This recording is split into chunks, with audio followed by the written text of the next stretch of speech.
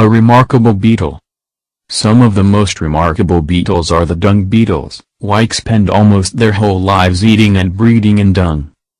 More than 4,000 species of these remarkable creatures have evolved and adapted to the world's different climates and the dung of its many animals.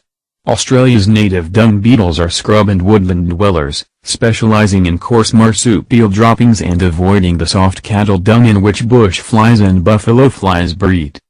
In the early 1960s, George-born Missa, then a scientist at the Australian government's premier research organisation, the Commonwealth Scientific and Industrial Research Organisation, CSIRO, suggested that dung beetles should be introduced to Australia to control dung-breeding flies. Between 1968 and 1982, the CSIRO imported insects from about 50 different species of dung beetle, from Asia, Europe, and Africa, aiming to match them to different climatic zones in Australia. Of the 26 species that are known to have become successfully integrated into the local environment, only one, an African species released in northern Australia, has reached its natural boundary. Introducing dung beetles into a pasture is a simple process. Approximately 1,500 beetles are released, a handful at a time, into fresh cow pats in the cow pasture. The beetles immediately disappear beneath the pats, digging and tunneling, and, if they successfully adapt to their new environment, soon become a permanent, self-sustaining part of the local ecology. In time they multiply, and within 3 or 4 years the benefits to the pasture are obvious. Dung beetles work from the inside of the pat, so they are sheltered from predators such as birds and foxes. Most species burrow into the soil and bury dung in tunnels directly underneath the pats, which are hollowed out from within. Some large species originating from France excavate tunnels to a depth of approximately 30 centimeters below the dung pat. These beetles make sausage-shaped brood chambers along the tunnels. The shallowest tunnels belong to a much smaller Spanish species that buries dung in chambers that hang like fruit from the branches of a pear tree. South African beetles dig narrow tunnels of approximately 20 centimeters below the surface of the pat. Some surface-dwelling beetles, including the South African species, cut perfectly shaped balls from the pat, which are rolled away and attached to the bases of plants. For maximum dung burial in spring, summer and autumn, farmers require a variety of species with overlapping periods of activity.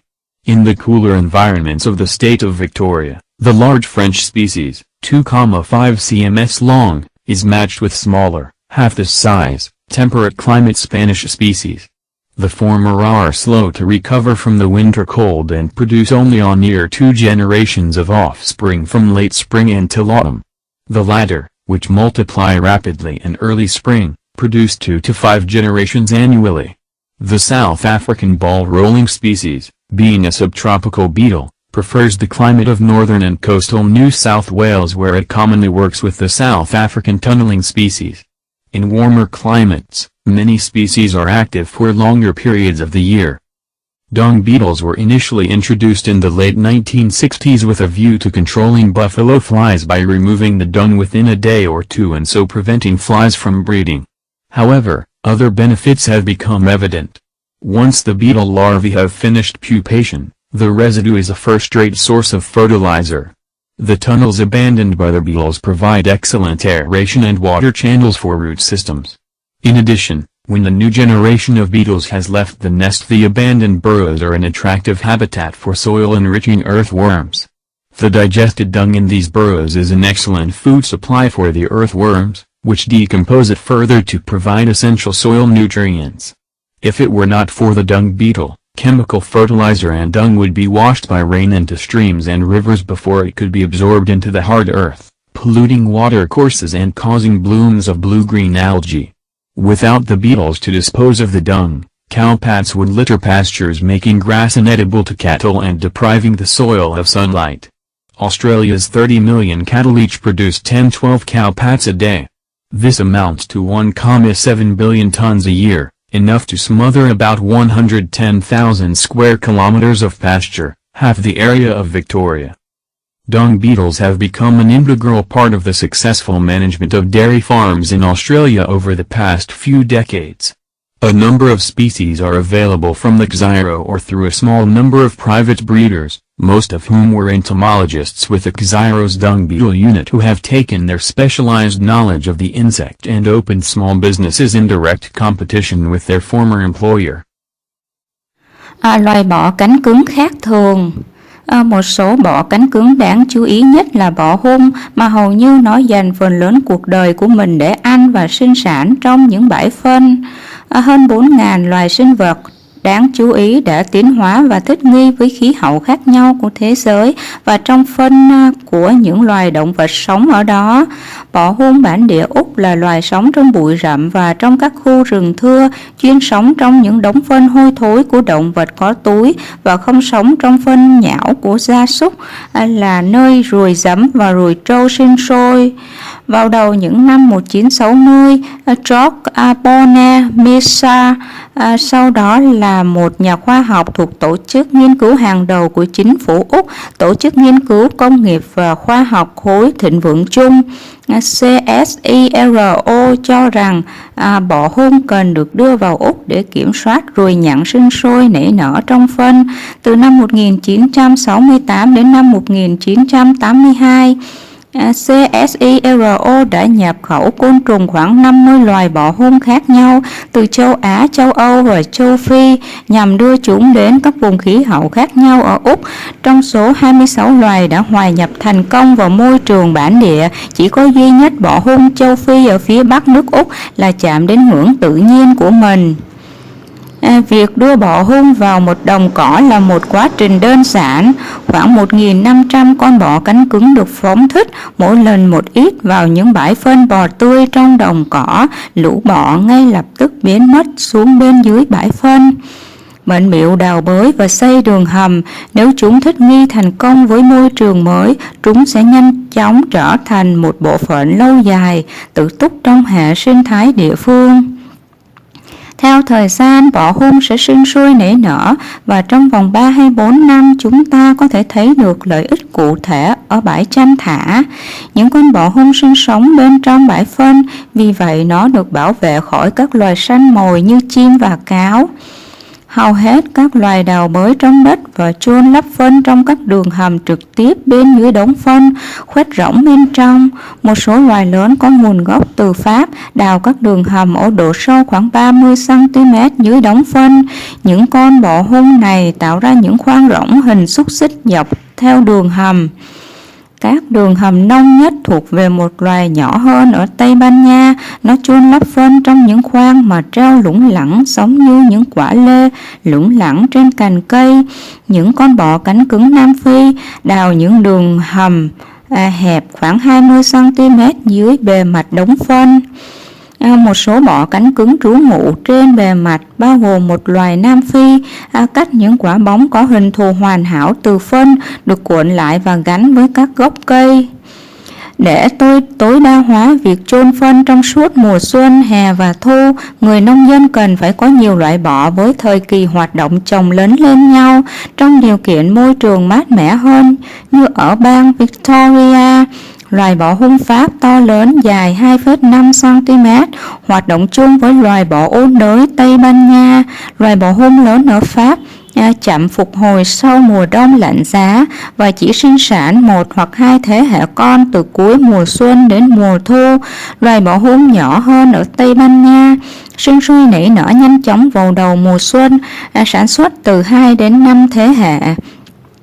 Do đó, xuất xứ cận nhiệt đới nên loài bọ Nam Phi chuyên lăn phân ưa thích khí hậu ở phía Bắc và vùng ven biển thuộc bang New South Wales, nơi chúng thường hoạt động với loài bọ Nam Phi chuyên đào hang. Trong điều kiện khí hậu ấm hơn, nhiều loài bọ hung tích cực hoạt động trong thời gian dài hơn trong năm. Những con bọ hung được giới thiệu lần đầu vào cuối những năm 1960 nhằm mục đích kiểm soát ruồi trâu bằng cách tiêu hủy phân trong vòng 1 hoặc 2 ngày để tránh ruồi giấm. Tuy nhiên, các lợi ích khác đã trở nên rõ ràng. Một khi ấu trùng bọ hung đã chui ra khỏi kén, thì phần xác nhộng còn lại là thứ phân bón cao cấp. Hệ thống đường hầm mà bọ hung để lại được biến thành ống dẫn khí và nước tuyệt hảo cho hệ thống rễ cây.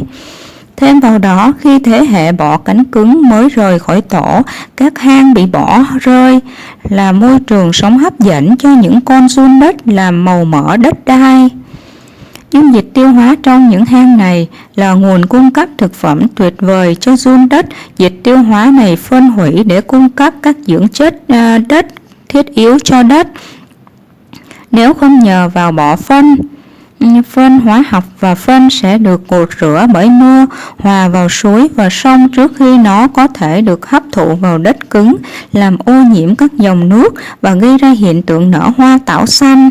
Nếu không có bọ cánh cứng xử lý phân bò sẽ phóng uế đầy các đồng cỏ, khiến cỏ không thể ăn được đối với gia súc và lấy đi ánh sáng mặt trời của đất. Đất không thể hấp thụ ánh nắng mặt trời.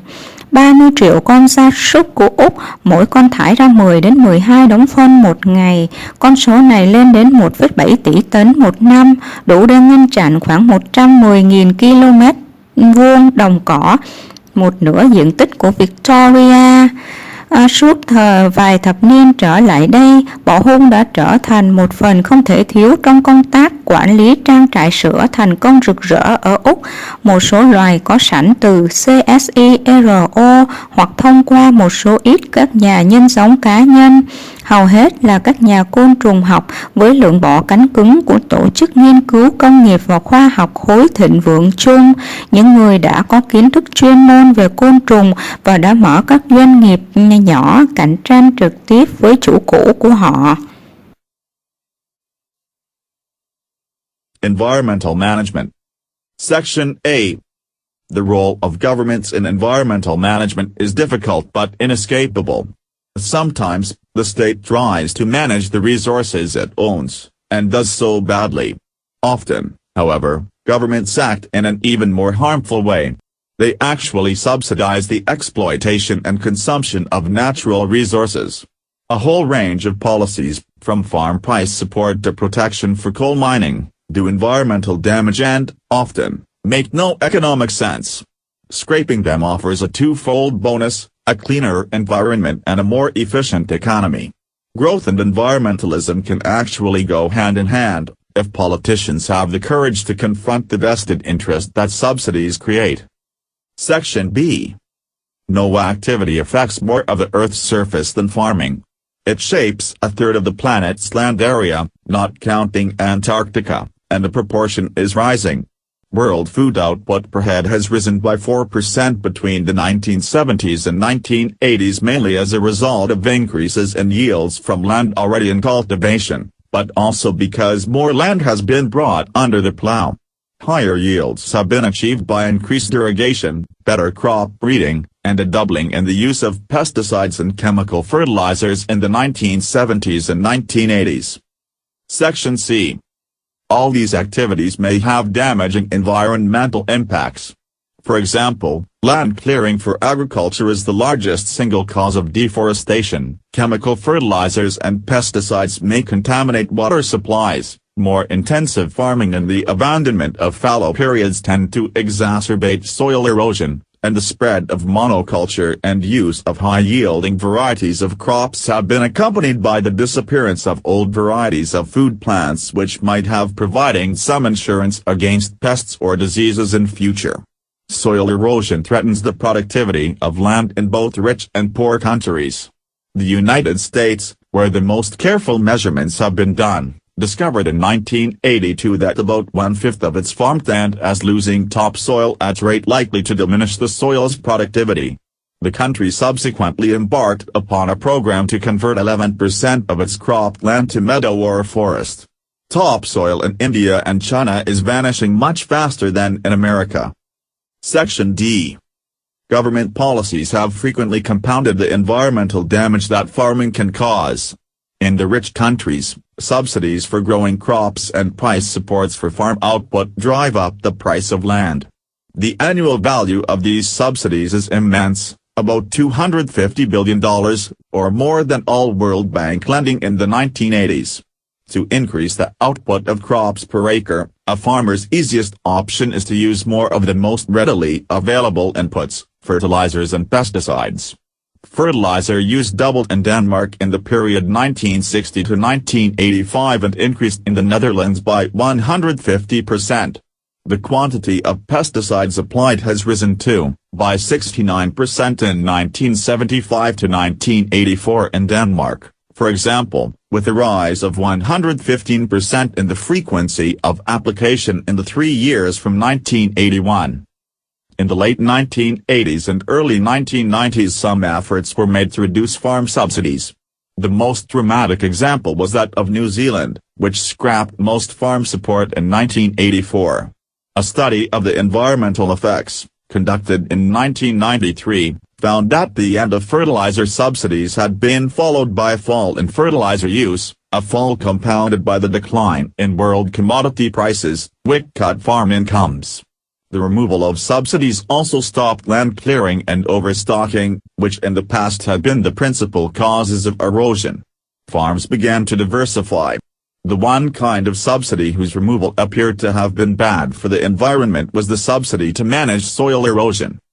In less enlightened countries, and in the European Union, the trend has been to reduce rather than eliminate subsidies, and to introduce new payments to encourage farmers to treat their land in environmentally friendlier ways, or to leave it fallow. It may sound strange but such payments need to be higher than the existing incentives for farmers to grow food crops. Farmers, however, dislike being paid to do nothing. In several countries they have become interested in the possibility of using fuel produced from crop residues either as a replacement for petrol, as ethanol, or as fuel for power stations, as biomass. Such fuels produce far less carbon dioxide than coal or oil, and absorb carbon dioxide as they grow. They are therefore less likely to contribute to the greenhouse effect. But they die rarely competitive with fossil fuels and less subsidized, and growing them does no less environmental harm than other crops.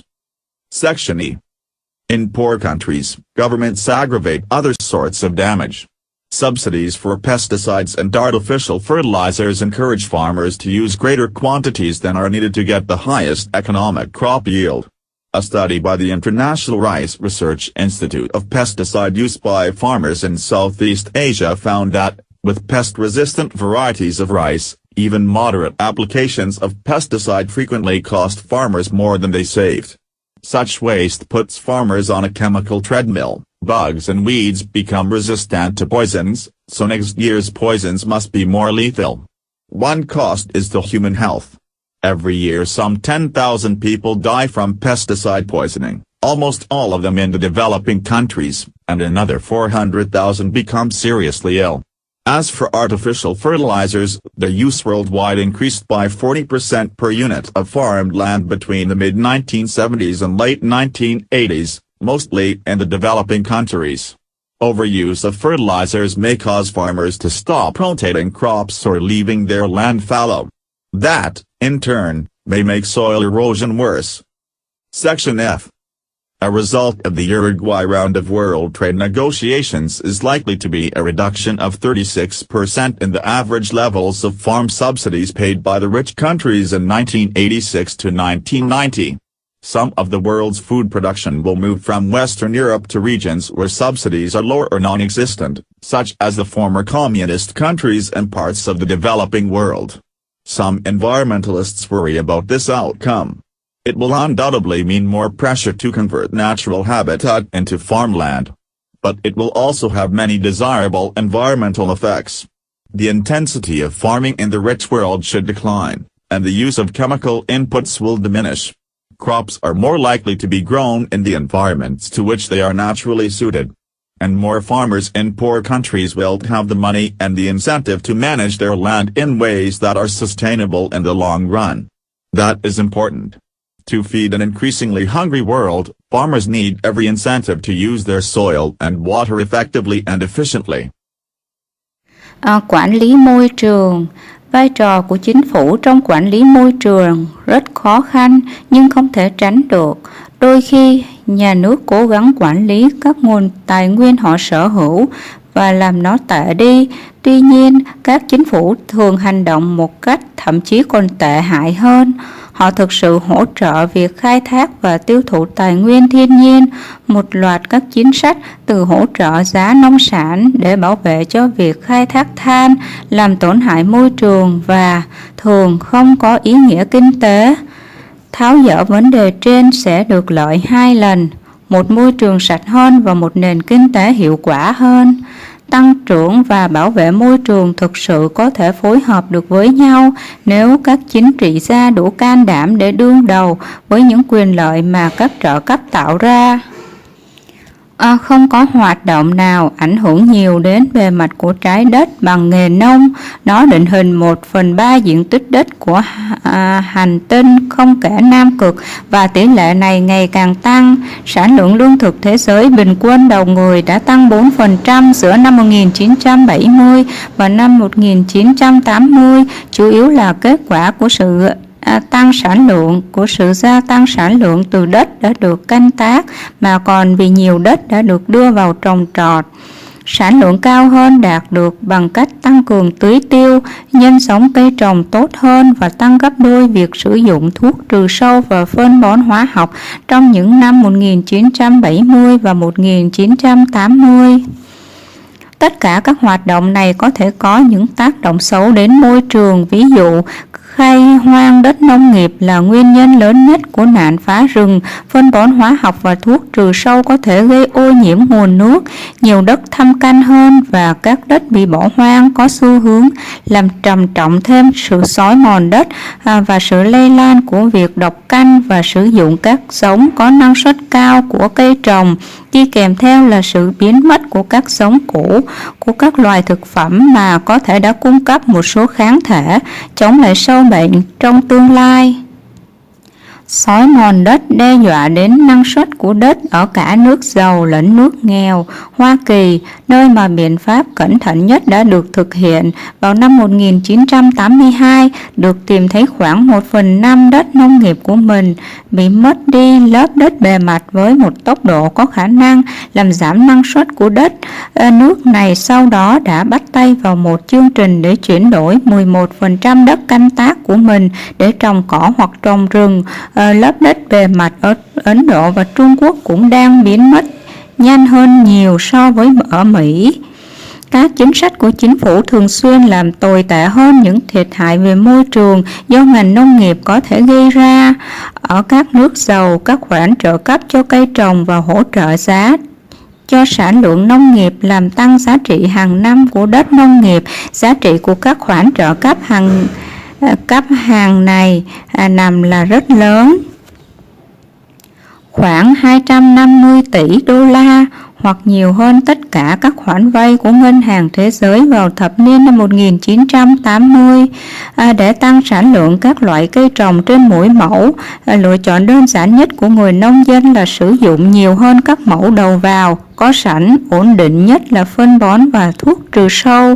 Phân bón được sử dụng tăng gấp đôi ở Đan Mạch trong giai đoạn 1960 đến 1985 và ở Hà Lan tăng lên 150%. Số lượng thuốc trừ sâu được áp dụng đã cũng tăng, ví dụ 69% trong 1975 đến 1984. Ở Đan Mạch, với mức tăng 115% tần suất sử dụng trong 3 năm kể từ năm 1981.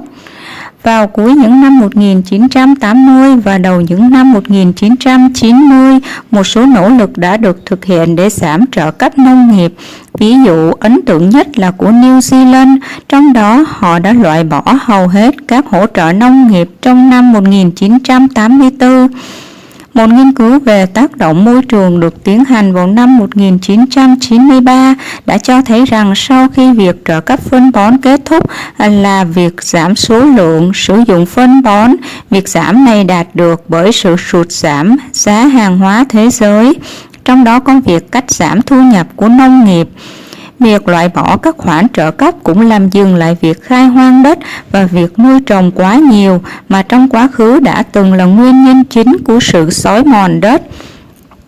Nông trại bắt đầu được đa dạng hóa, một trong những loại trợ cấp mà việc loại bỏ có vẻ sẽ gây tác động xấu cho môi trường là trợ cấp để quản lý xói mòn đất.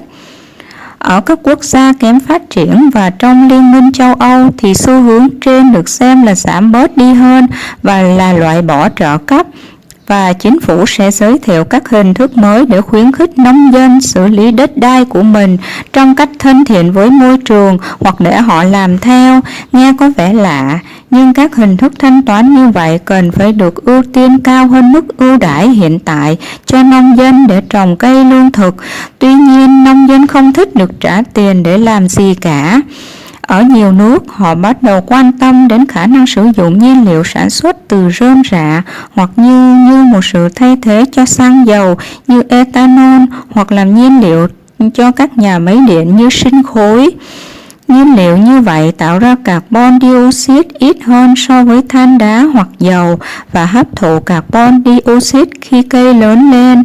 Do đó, chúng ít có khả năng để tạo ra hiệu ứng nhà kính, nhưng chúng rất khó cạnh tranh với các nhiên liệu hóa thạch trừ khi được trợ cấp, và phát triển chúng không gây hại cho môi trường hơn so với các cây trồng khác.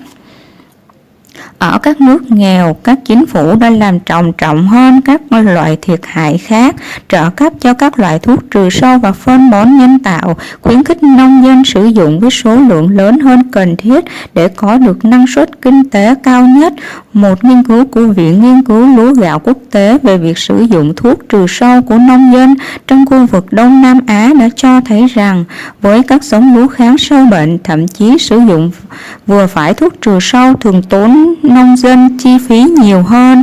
Các chất thải như vậy đặt người nông dân vào tình thế như một máy chạy bộ hóa học, tức bọ và cỏ dại trở nên có sức đề kháng với chất độc. Vì vậy, các chất độc trong năm tới phải có khả năng gây tử vong nhiều hơn. Một chi phí khác là đối với sức khỏe con người. Mỗi năm có khoảng 10.000 người chết do ngộ độc thuốc trừ sâu, gần như tất cả trong số họ ở các nước đang phát triển, và 400.000 người khác mang bệnh nặng.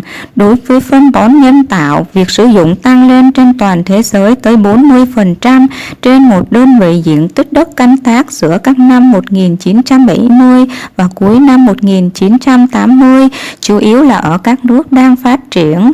Việc sử dụng quá nhiều phân bón có thể làm cho nông dân ngừng việc xoay thời vụ hay phải bỏ đất hoang, nhưng đổi lại có thể làm xói mòn đất tồi tệ hơn.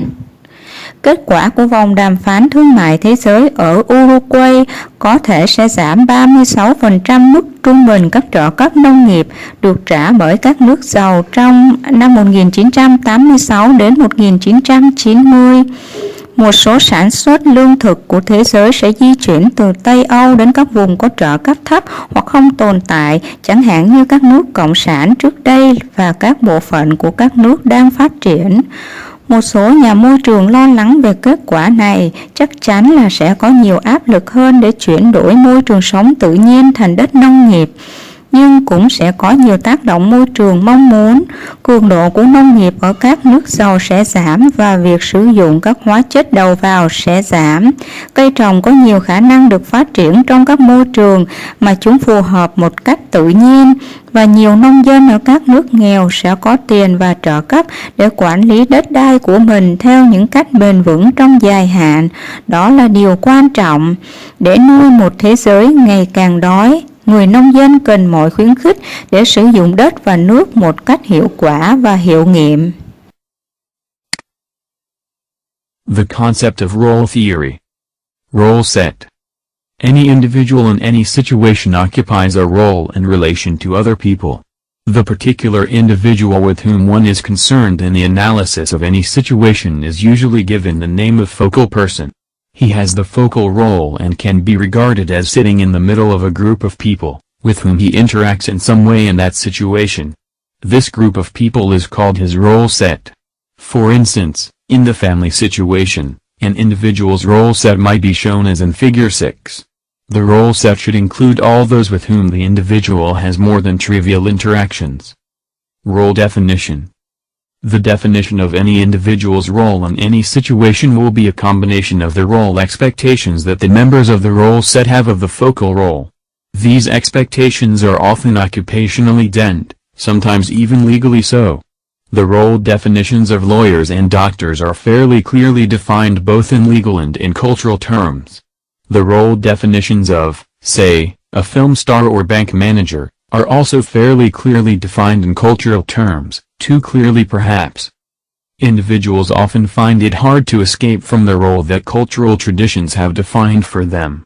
Not only with doctors or lawyers is the required role behavior so constrained that if you are in that role for long it eventually becomes part of you, part of your personality. Hence, there is some likelihood that all accountants will be alike or that all blondes are similar. They are forced that way by the expectations of their role. It is often important that you make it clear what your particular role is at a given time. The means of doing this are called, rather obviously, role signs. The simplest of role signs is a uniform. The number of stripes on your arm or pips on your shoulder is a very precise role definition which allows you to do certain very prescribed things in certain situations. Imagine yourself questioning a stranger on a dark street at midnight without wearing the role signs of a policeman. In social circumstances, dress has often been used as a role sign to indicate the nature and degree of formality of any gathering and occasionally the social status of people present. The current trend towards blurring these role signs in dress is probably democratic, but it also makes some people very insecure. Without role signs, who is to know who has what role? Place is another role sign. Managers often behave very differently outside the office and in it, even to the same person. They use a change of location to indicate a change in role from, say, boss to friend. Indeed, if you wish to change your roles you must find some outward sign that you are doing so or you won't be permitted to change. The subordinate will continue to hear you as his boss no matter how hard you try to be his friend. In very significant cases of role change, e.g. from a soldier in the ranks to officer, from bachelor to married man, the change of role has to have a very obvious sign, hence rituals. It is interesting to observe, for instance, some decline in the emphasis given to marriage rituals. This could be taken as an indication that there is no longer such a big change in role from single to married person, and therefore no need for a public change in sign. In organizations, office signs and furniture are often used as role signs. These and other perquisites of status are often frowned upon, but they may serve a purpose as a kind of uniform in a democratic society. Roles without signs often lead to confused or differing expectations of the role of the focal person. Role ambiguity. Role ambiguity results when there is some uncertainty in the minds, either of the focal person or of the members of his role set, as to precisely what his role is at any given time. One of the crucial expectations that shape the role definition is that of the individual, the focal person himself. If his occupation of the role is unclear, or if it differs from that of the others in the role set, there will be a degree of role ambiguity. Is this bad? Not necessarily, for the ability to shape one's own role is one of the freedoms that many people desire, but the ambiguity may lead to role stress which will be discussed later on. The virtue of job descriptions is that they lessen this role ambiguity. Unfortunately, job descriptions are seldom complete role definitions, except at the lower end of the scale. At middle and higher management levels, they are often a list of formal jobs and duties that say little about the more subtle and informal expectations of the role. The result is therefore to give the individual an uncomfortable feeling that there are things left unsaid, example to heighten the sense of role ambiguity. Looking at role ambiguity from the other side, from the point of view of the members of the role set, lack of clarity in the role of the focal person can cause insecurity, lack of confidence, irritation and even anger among members of his role set. One list of the roles of a manager identified the following: executive, planner, policymaker, expert, controller of rewards and punishments, counselor, friend, teacher. If it is not clear, through role signs of one sort or another, which role is currently the operational one, the other party may not react in the appropriate way. We may, in fact, hear quite another message if the focal person speaks to us, for example, as a teacher and we hear her as an executive. Khái niệm về thuyết vai trò. Bất kỳ cá nhân nào trong bất kỳ hoàn cảnh nào đều có một vai trò nhất định trong mối quan hệ với những người xung quanh. Cá nhân cụ thể được phân tích trong hầu hết mọi trường hợp được gọi là người trung tâm. Người này đóng vai trò là một nhân tố trọng tâm và có thể được nhìn nhận dưới hình tượng như là một người đang ở giữa một nhóm và người đó tương tác với những đối tượng còn lại bằng những phương pháp khác nhau. Nhóm người này được gọi là bộ máy vai trò. Ví dụ, với bối cảnh trong một gia đình thì bộ máy vai trò của một cá nhân sẽ được thể hiện giống như trong hình 6. Bộ máy vai trò của một cá nhân nên chứa đựng những người nào mà cá nhân đó có sự tương tác vượt trên mức bình thường.